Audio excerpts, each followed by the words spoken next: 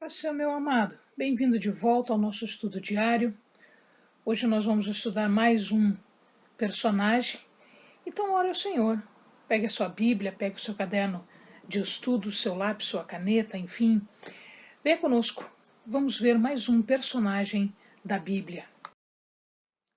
Hoje nós vamos falar sobre uma mulher de nome Raabe. É interessante que esta personagem não é do povo de Israel, mas ela vai se tornar do povo de Israel. Ela vai constituir família dentro do povo de Israel e ela vai ter um papel muito importante, porque ela será ancestral de Davi e ancestral de Jesus. Raabe quer dizer tempestade ou arrogância. Ela era uma meretriz. A palavra diz isso, que ela era uma meretriz que morava em Jericó. Portanto, ela era cananeia.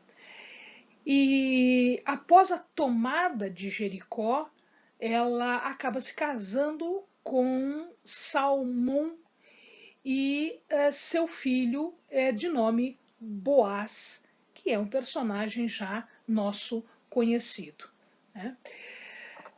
Muitos estudiosos tentam amenizar a situação profissional dela, né, o ganha-pão dela, dizendo que a expressão original, que pode ser traduzida como meretriz ou prostituta, também poderia ser traduzida como estalajadeira, ou seja, aquela pessoa que tem uma estalagem, que tem um negócio onde as pessoas vão comprar coisas, onde as pessoas acabam pernoitando.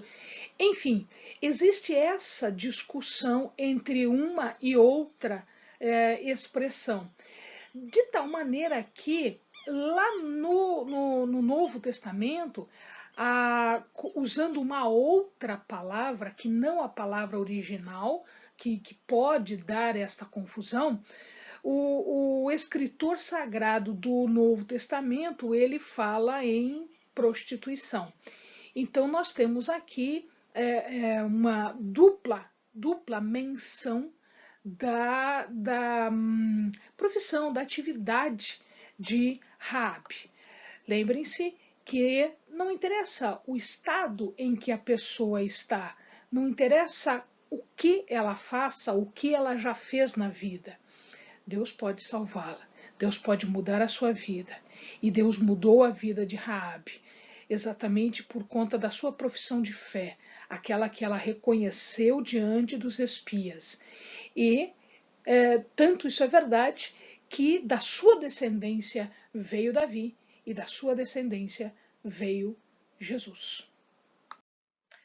Raabe acolhe os espias quando Josué manda espias para a terra, para sondar a terra, para ver como estava. E ele manda espias, então, e eles vão até a cidade onde ela estava, a cidade de Jericó. A cidade de Jericó era uma cidade inexpugnável, era uma cidade que dificilmente era conquistada por conta dos seus muros, por conta da defesa, da proteção que eles contavam. E aí o que acontece? Quando os espias vão até lá, Raabe acaba acolhendo.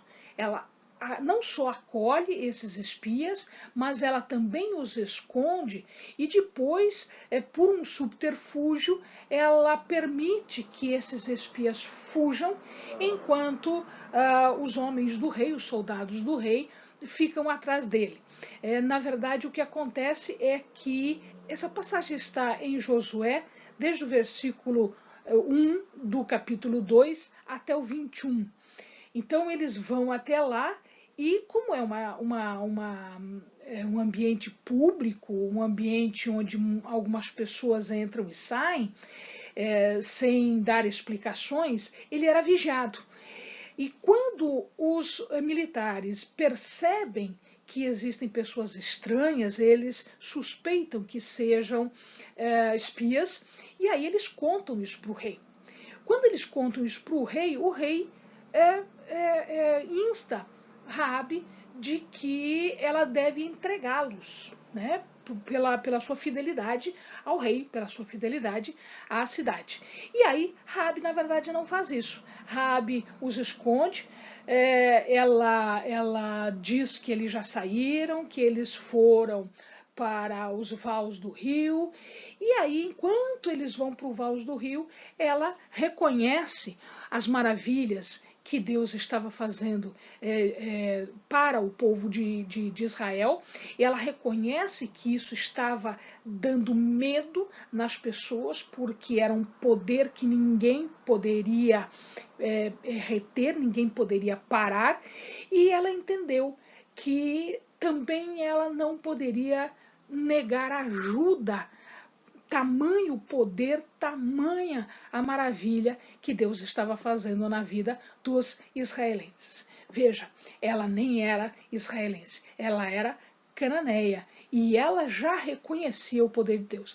E foi por conta disso que ela participou da linha sucessória, da linha, né, de onde veio Davi e de onde veio Jesus. Na verdade, eles fogem pela janela quando os muros já estão fechados e a vida dela é poupada. Ela pede isso porque ela quer participar do povo judeu. E aí o que acontece é que quando se conquista, isso acontece lá no capítulo 6 de Josué, os amados vão ver, a sua vida é poupada, a vida sua, da sua família, etc. E ela se integra ao povo de Israel, casando-se, como nós já vimos, com um israelita. Muito bem, então veja aqui, olha lá, até aqui a gente já tinha visto, né? Judá, Tamar, Perez, Esrom, Arão, Naasson, Salmão. Salmão, ele é da tribo de Judá, ele é descendente de Judá, e ele acaba se casando com Raabe, casando com uma cananeia. O seu filho é Boaz.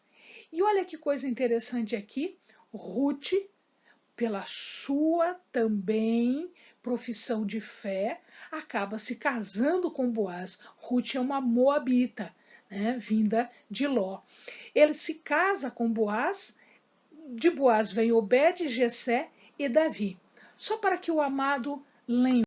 Veja lá, a gente vai ver isso com calma, mas só para que o amado veja. Estamos aqui, ó, Davi, né?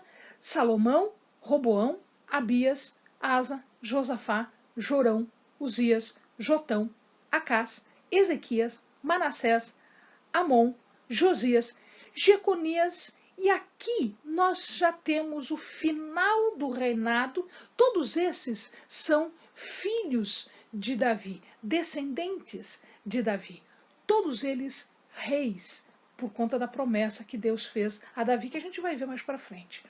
E aqui, olha só, aqui eles já estavam sendo cativos na Babilônia.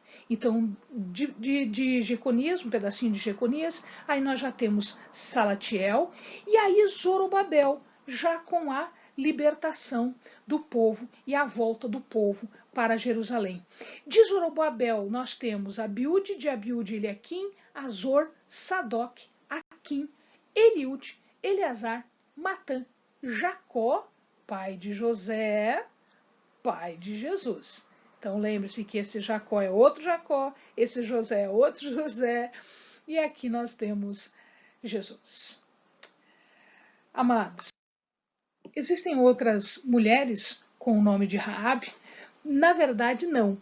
Existem outros nomes aplicáveis a outras coisas. Tá? Raabe também era aplicado a um monstro do mar que representava o orgulho. E também era um nome simbólico para o Egito, na mesma linha, que lembrava orgulho e ostentação. Todas essas duas figuras citadas na Bíblia são figuras em que Deus embate, Deus combate, tá? Porque eles representam aspectos negativos da natureza humana, como o orgulho e a ostentação. Amém, amados? Bons estudos.